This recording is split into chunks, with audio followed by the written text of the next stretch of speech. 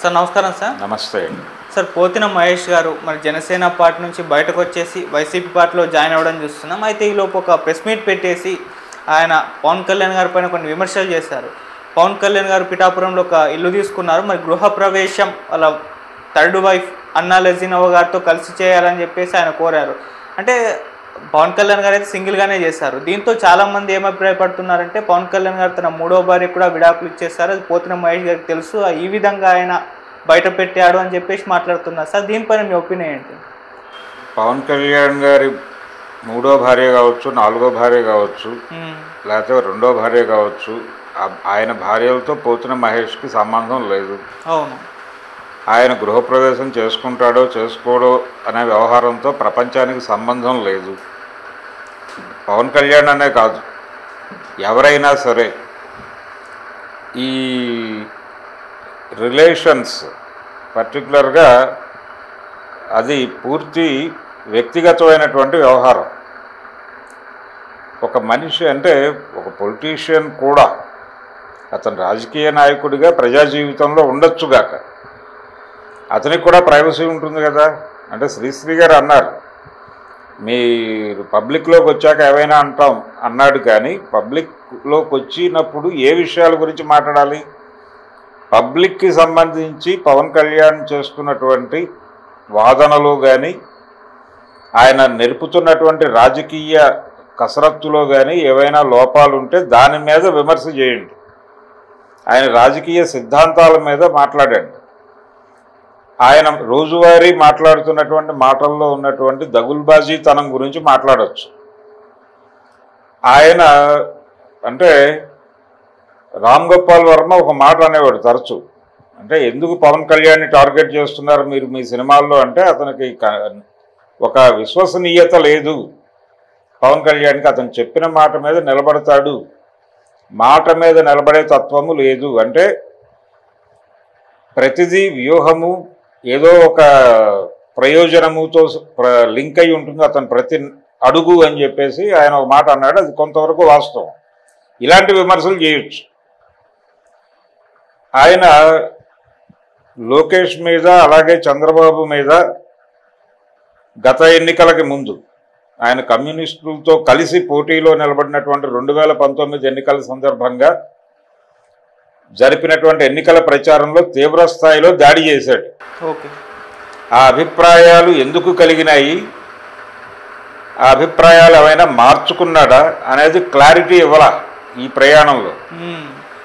అది అక్కడిది అక్కడే, అప్పుడు మాటలు అప్పుడే, ఇప్పటి మాటలు ఇప్పుడే అన్నట్టుగా వ్యవహరిస్తున్నాడు. ఇలాంటి విషయాల మీద మాట్లాడవచ్చు. ఆయన నేరుగా అంటే గుంటూరు జిల్లాలో మంగళగిరి దగ్గరే మీటింగ్ పెట్టి లోకేష్ మీద చంద్రబాబు మీద ఆయన చేసిన విమర్శలు, అవినీతికి కేర్ ఆఫ్ అడ్రస్ లోకేష్ అని చెప్పి మాట్లాడాడు. ఆయన ప్రభుత్వం నుంచి ఎవరు ఏ ప్రయోజనం పొందినా అక్కడ రసీదు తెస్తే తప్ప ఇక్కడ డెలివరీ అవ్వదు సేవలు అని పవన్ కళ్యాణ్ స్వయంగా మాట్లాడిన వీడియోలు ఇప్పటికీ ఉన్నాయి యూట్యూబ్లో. దీని మీద పొలిటికల్ విమర్శ చేయొచ్చు. అతను పెళ్ళిళ్ళు చేసుకుంటే ప్రపంచానికి ఏం సంబంధం? వాళ్ళ ఆవిడతోనో లేకపోతే ఇంకొకళ్ళతోనో ఆయన గృహప్రవేశం చేస్తాడు, అది ఆయన వ్యక్తిగత వ్యవహారం. పర్సనల్ ఏరియాలోకి వెళ్ళి పర్టిక్యులర్గా ఒక మహిళతో సంబంధం అంటే రిలేషన్ ఏరియాలోకి వెళ్ళి మాట్లాడితే ఇద్దరి ప్రైవసీని ఆయన దెబ్బకొట్టినట్టే. పోతిన మహేష్ కావచ్చు, మరొకళ్ళు కావచ్చు. కాబట్టి ఆయన పెళ్ళిళ్ళ గురించి నిజానికి దీని మీద ఎవరు మాట్లాడినా కేసులు పెట్టచ్చు. గతంలో జగన్మోహన్ రెడ్డి గారు కూడా ఈ కామెంట్స్ చేస్తూ వచ్చాడు తరచు. ఈ మధ్య ఆగాడు, ఈ మధ్య తగ్గింది, పొలిటికల్ విమర్శ మాత్రమే చేస్తున్నాడు. ఏది సిద్ధం సభలు మొదలైన తర్వాత ఆయన పెళ్ళిళ్ళ గురించి మాట్లాడటం అనేది తగ్గింది. ఎవరు గమనించినా అర్థమవుతుందా? బహుశా ఆయన ఎవరో కాషన్ చేశారు, అయ్యా మీరు అనవసరమైనటువంటి ఏరియాలోకి వెళ్ళి మాట్లాడుతున్నారు, ఇది ప్రమాదము, ఇది బూమరాంగ్ అయ్యే అవకాశం ఉంది అని చెప్పడం చేత చాలా జాగ్రత్తగా పద్ధతిగా మాట్లాడుతున్నాడు. తగ్గింది. మొదట్లో ఉన్నంత ఇల్లాజికల్ టాక్ లేదు ఇప్పుడు. కొంత సంయమనంతో విమర్శని పొలిటికల్ విమర్శ అగ్రెసివ్గా చేయండి. ఎన్టీ రామారావు గారు చాలా దారుణమైన పదాలు వాడేవాడు కాంగ్రెస్ పార్టీ మీద క్రిటిసిజం పెట్టడానికి. కుక్కమూతి పిందెలు అనేవాడు. కుక్కమూతి పిందెలు కాంగ్రెస్ నాయకులు, తెలుగువాడి ఆత్మగౌరవాన్ని ఢిల్లీ నడివీధుల్లో తెగనమ్ముతున్నారు, ఇలా మాట్లాడేవాడు ఆయన. అలాగే ఒకసారి ఎప్పుడో ప్రభుత్వోద్యోగుల మీద ఆగ్రహం వచ్చింది ఆయన. జీతాల పెంపు గురించి ఏదో డిమాండ్ వస్తాయి ఎన్జిఓ సంఘం నుంచి. ఇప్పటికే రాష్ట్ర ఖజానాన్ని పందికొక్కులు తింటున్నట్టు తింటున్నారు, ఇంకా జీతాలు పెంచడం ఏమిటి అని ఓపెన్గా మాట్లాడేశారు. అది కూడా అంటే ఇబ్బందికరంగా మాట్లాడినప్పటికీ సూటిగా సుత్తి లేకుండా స్ట్రైట్గా అటాకింగ్గా మాట్లాడటం అనేది ఒక పద్ధతి. అది ఆయనకి అసెట్, ఆయన సక్సెస్ కారణం కూడా అదే. ఎవరి మీద దాడి చేయాలో చాలా స్పష్టంగా వాళ్ళ వరకు కన్ఫైన్ అయ్యి దాడి చేసేవాడు తప్ప ఇతర ప్రోగ్రాం లేదు ఆయనకి. నిజానికి పవన్ కళ్యాణ్ గురించి మాట్లాడుతున్నారు కానీ ఎన్టీఆర్ కూడా ఈ వేధింపులకు గురయ్యాడు. లక్ష్మీ పార్వతిని ఆయన బహిరంగంగా ప్రజల సమక్షంలో పెళ్లి చేసుకున్నాడు. ప్రజామోదం కోరాడు ఆయన. మేజర్ చంద్రకాంత్ శతదినోత్సవ సభలో తిరుపతిలో చాలా స్పష్టంగా మైకి ముందు నిలబడి అయ్యా వద్దు అని వారించారు వీళ్ళు. అయినప్పటికీ వీళ్ళందరినీ గెంటి, చంద్రబాబుని పర్టికులర్గా గెంటి, అయ్యా నాకు ఫలానా సమయాల్లో తీవ్రమైనటువంటి అనారోగ్యం వచ్చింది, ఆ సమయంలో ఆవిడ నన్ను చూసుకుంది, అందుకనే ఆవిడికి ఒక గౌరవప్రదమైనటువంటి స్థానం ఇవ్వాలనుకుంటున్నాను, పెళ్లి చేసుకుందాం అనుకుంటున్నాను, మీరు ఓకే అంటేనే అని చెప్పాడు. జనాలందరూ మూకుమ్మడిగా చప్పట్లు కొట్టి మీ ఇష్టం, మీరు ఏదైనా చేయండి పర్లేదు అన్నారు. ఆ తర్వాత తాళిగట్టాడు.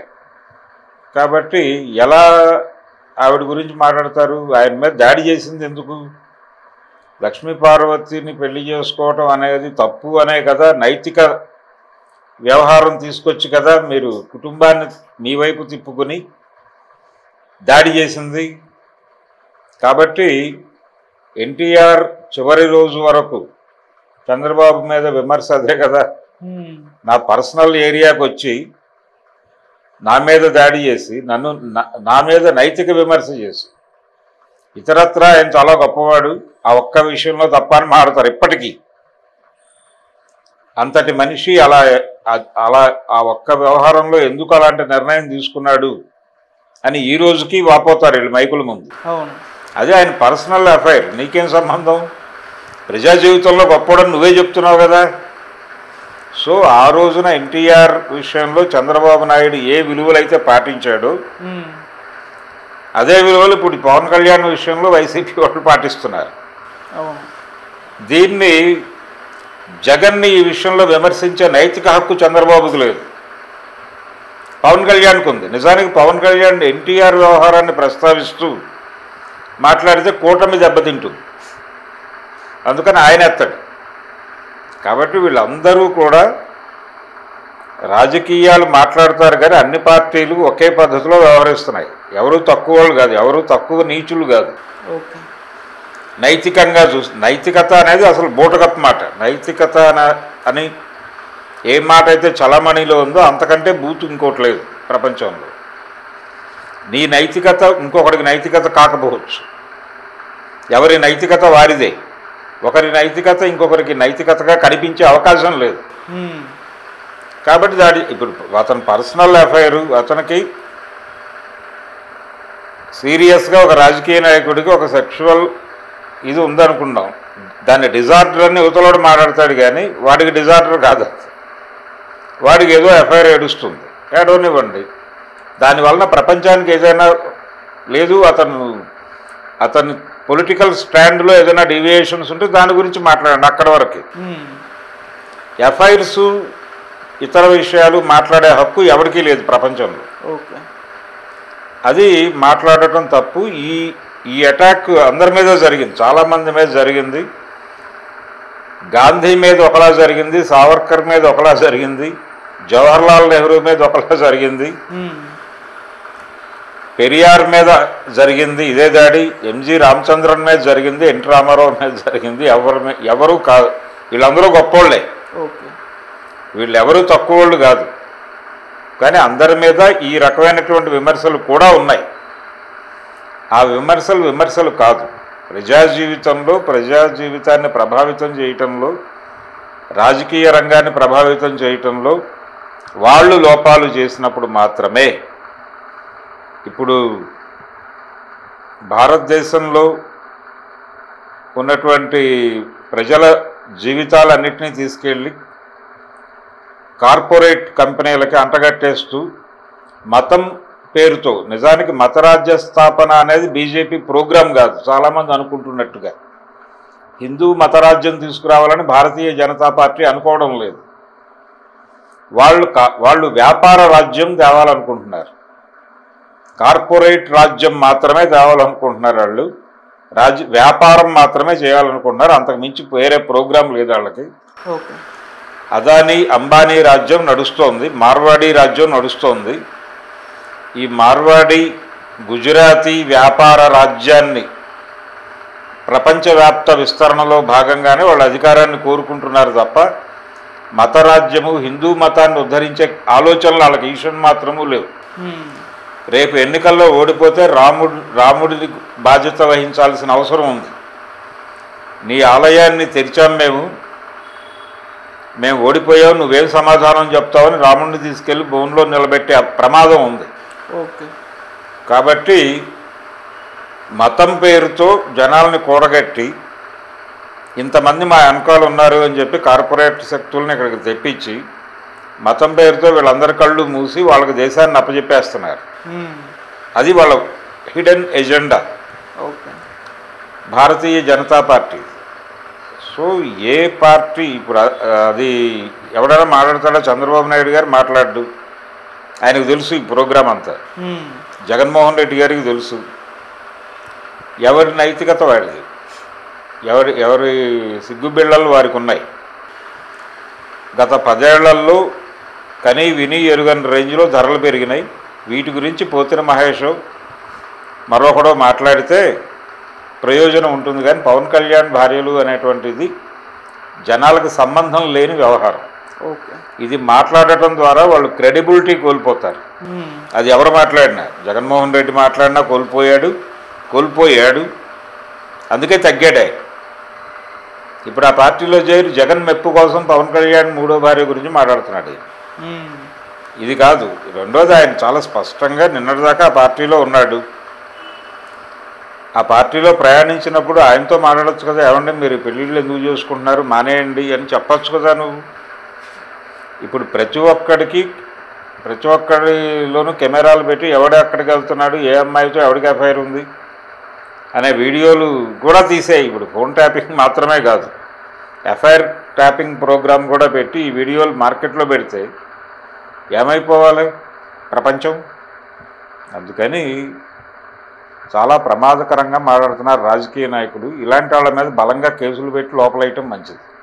Okay sir, thank you so much sir. Thank you.